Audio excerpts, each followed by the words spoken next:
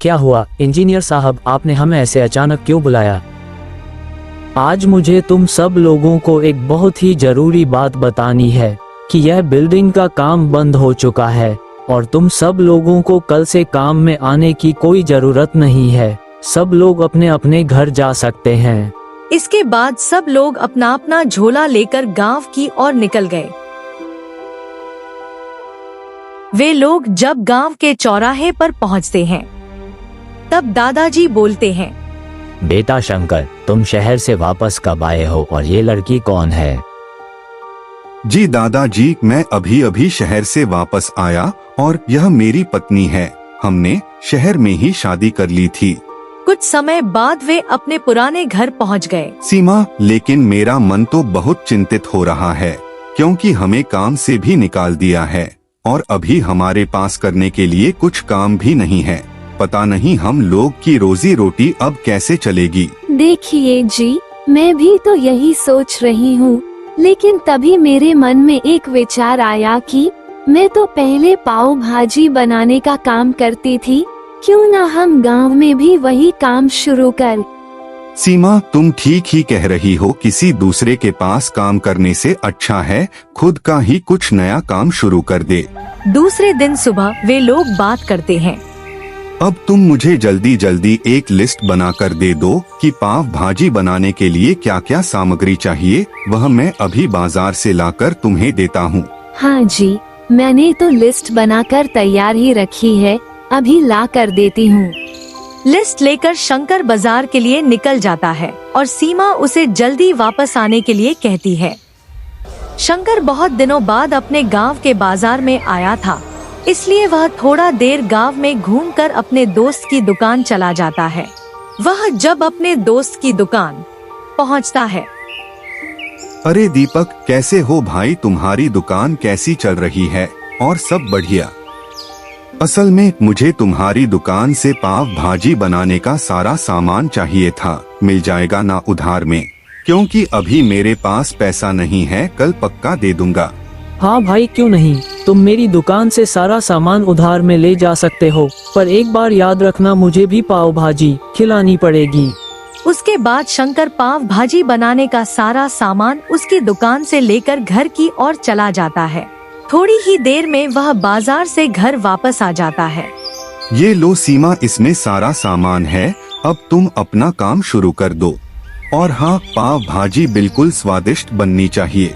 हाँ जी, उसकी चिंता आप मत कीजिए, आप बस सामान ला दिए वही बहुत है, इसके आगे का काम मेरे ऊपर छोड़ दीजिए।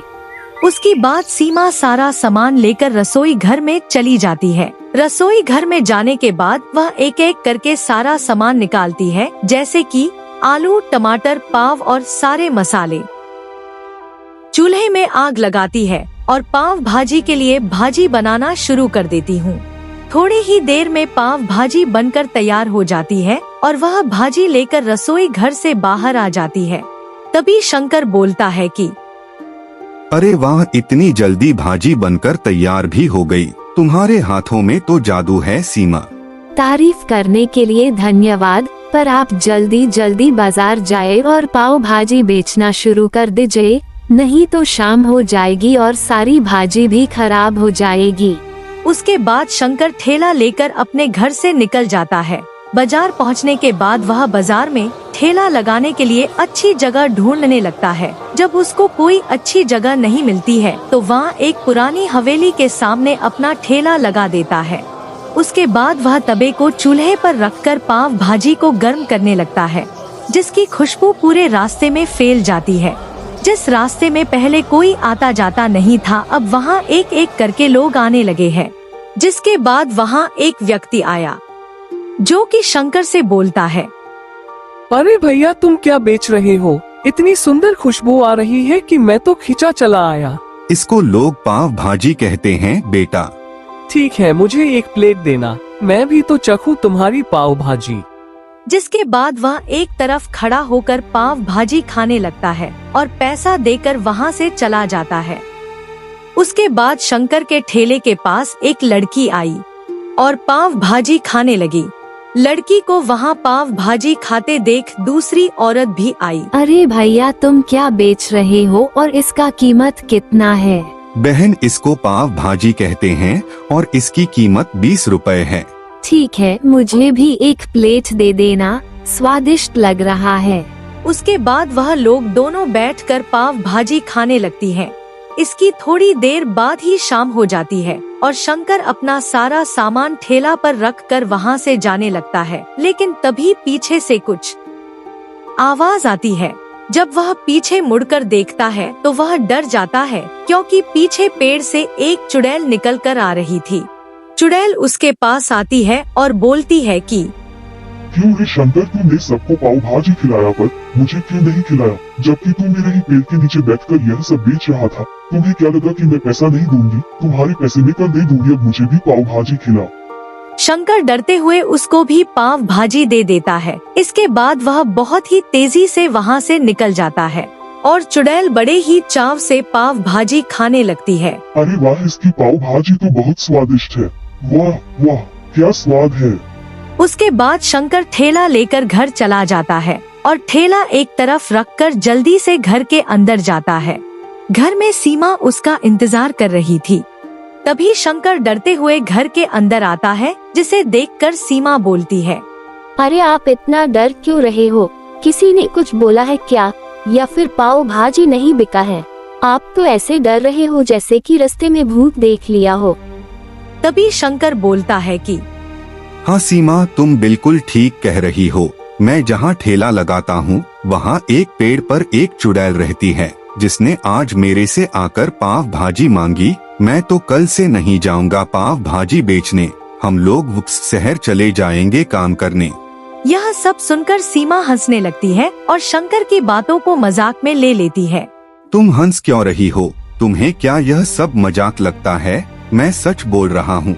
इसके बाद वे लोग दोनों सो जाते हैं, लेकिन शंकर अभी भी डरा हुआ था। वह पूरी रात उस चुड़ैल के बारे में ही सोच रहा था। जब शंकर दूसरी सुबह उठता है तो वह देखकर चौंक जाता है। फिर वह जल्दी जल्दी सीमा को उठाता है और कहता है कि अरे सीमा, यह सब क्या है? हमारे घर में यह सब कौन रख कर गया है? वह लोग अचंभित थे, क्योंकि उनके घर में बहुत सारा सोना चांदी रखा हुआ था, जिसके बारे में उनको कुछ पता नहीं था। वह लोग सोचने लगते हैं कि ये सब उनके घर में कैसे आया, क्योंकि कल तो उन्होंने बड़े ही अच्छे से दरवाजा खिड़की सब बंद कर दिया था। हाँ सीमा, अभी मुझे याद आया कि कल उस चुड़ैल ने कहा था कि वह आज पैसे दे देगी। शायद यह सब उसने दिया है। उसके बाद वह लोग दोनों हाथ जोड़कर चुड़ैल का धन्यवाद करते हैं। उस दिन के बाद से वह लोग रोज पेड़ के पास जाते हैं और उस चुड़ैल के लिए एक प्लेट पाव भाजी रख कर आ जाते हैं। उस चुड़ैल की वजह से अब वे लोग बहुत ज्यादा अमीर हो जाते हैं और अब उनके पास बहुत सारी गाय और खेत भी है। ऐसा और भी नई नई दिलचस्प कार्टून वीडियो देखने के लिए हमारे चैनल को सब्सक्राइब करें और बेल आइकन को दबाएं।